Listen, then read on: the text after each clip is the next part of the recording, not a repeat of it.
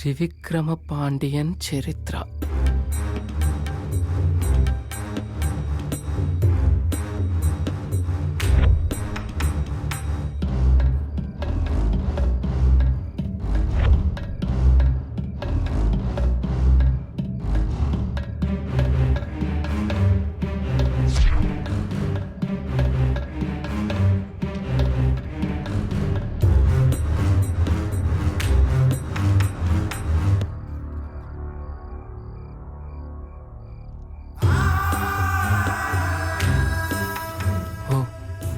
ఇతనేనా త్రివిక్రమ పాండియన్?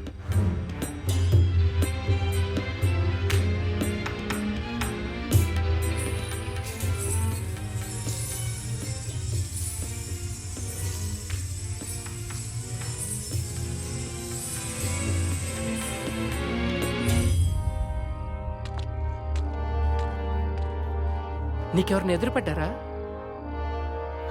కింద ఒకడు పడ్డాడు, ఇక్కడ నువ్వు, నీ వెనకాల వాడు. సరే సరే, ముందు ఇక్కడి నుంచి పద.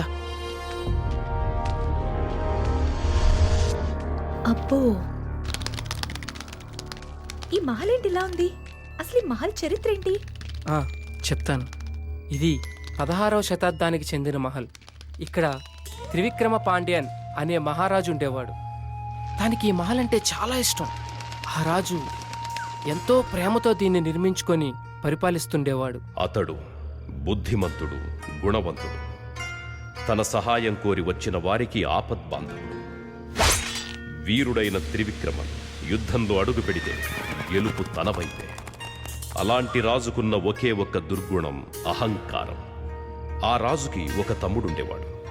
అన్ని కథల్లోలాగే ఈ కథలో కూడా ఆ రాజు సింహాసనంపై తన తమ్ముడి కన్ను పడింది. అన్న చేస్తున్న మంచి పనులు ప్రజల్లో పేరు పెంచితే తమ్ముడిలో కసి పెంచాయి. తన అన్న ఉన్నంతకాలం తను రాజు కాలేనని సైన్యాన్ని తన ఆధీనంలోకి తీసుకొని ఇదే మహల్లో తనను బందీని చేశాడు. ఆ అవమానాన్ని భరించలేని పాండ్యన్ మహారాజు తనను తాను సజీవ దహనం చేసుకున్నాడు. అప్పటి నుండి ఇదే మహల్లో ఆత్మలా తిరుగుతున్నాడని అందరూ అంటుంటారు. తనని బందీ చేసిన గది ఇదే. అప్పటి నుండి ఈ మహల్లోకి రావడానికి ఎవరూ సాహసించలేదు. వచ్చినా కూడా సూర్య,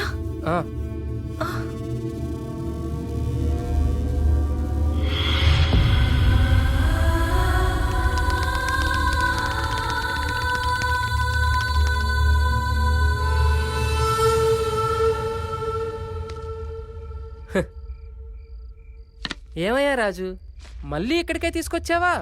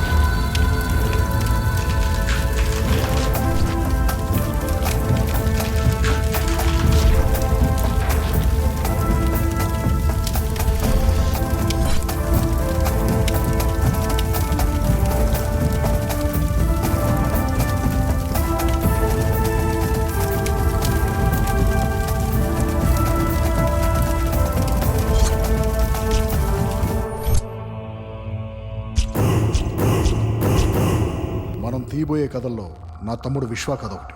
సార్, మరి ఐదో కథ ఏంటి సార్? ఐదో కథ కావాలంటే ఐదో ఆత్మ కావాలిగా. మరి తెల్లారుతోంది. Come on quick, let's finish the game. సందేశం వస్తే కానీ, ఏదో ఒక సంఘటన జరిగితే కానీ తెలియదు.